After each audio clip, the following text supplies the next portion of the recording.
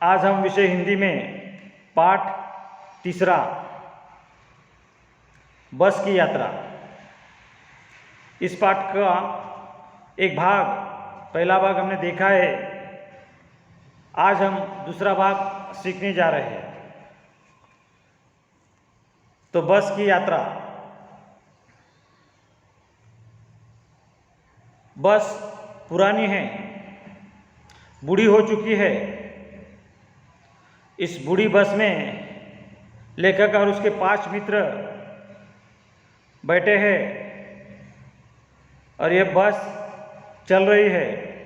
ये बस अपने आप चलती है, ऐसा इस कंपनी का जो हिस्सेदार था वो बोल रहा था।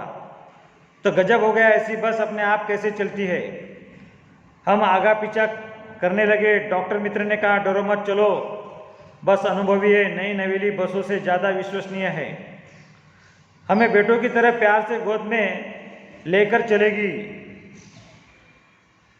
हम बैठ गए। जो छोड़ने आए थे वे इस तरह देख रहे थे जैसे अंतिम विदा दे रहे हैं।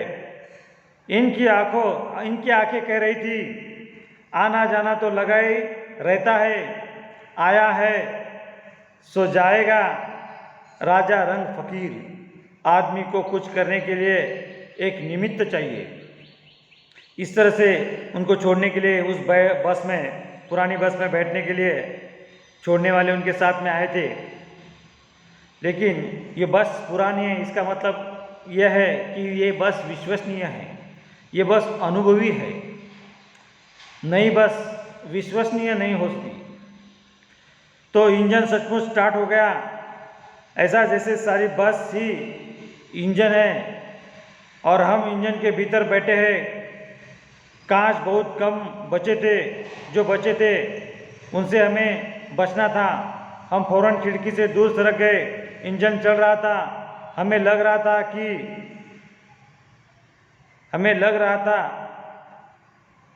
कि ये इंजन पूरी गाड़ी हिला रहा है। जैसे ही गाड़ी का इंजन स्टार्ट हो गया, सीट के नीचे इंजन है ऐसे हमको लग रहा था, क्योंकि ये गाड़ी पूरी हिल रही थी। खिड़की के जो कांच है वो कांच भी उसमें बहुत कम बचे थे, क्योंकि आधे खिड़की में कांच नहीं थे। इस तरह से ये 5 मित्र एक दूसरे से बात भी कर रहे थे और इस गाड़ी का अनुभव ले रहे थे।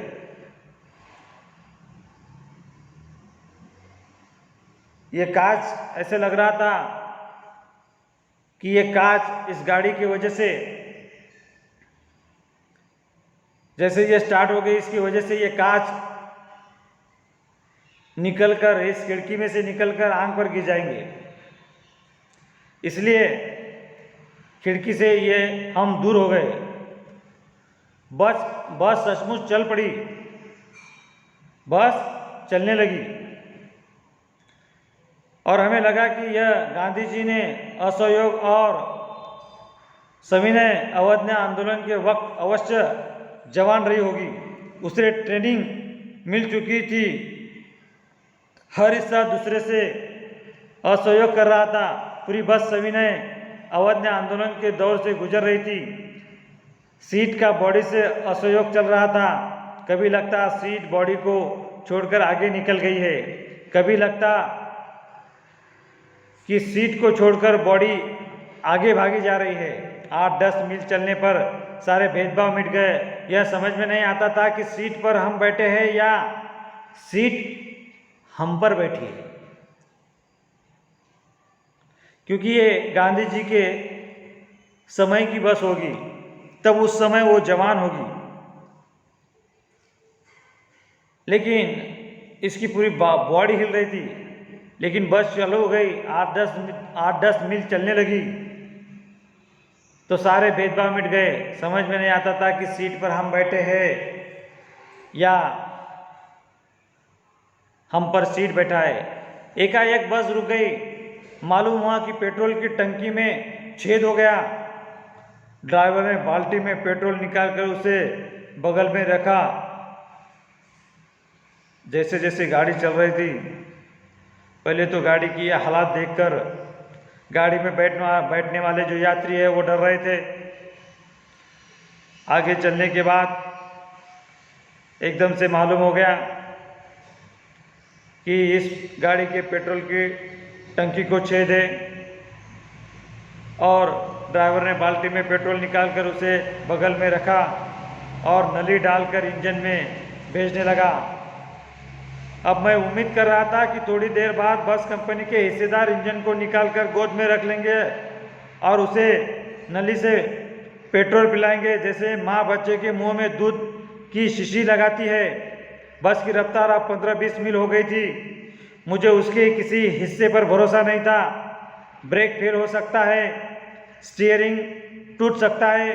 प्रकृति के दृश्य बहुत लुभावने थे। दोनों तरफ हरे भरे पेड़ थे जिन पर पक्षी बैठे थे। मैं हर पेड़ को अपना दुश्मन समझ रहा था। जो भी पेड़ आता डर लगता कि इससे बस टकराएगी, वह निकल जाता तो दूसरे पेड़ का इंतजार करता।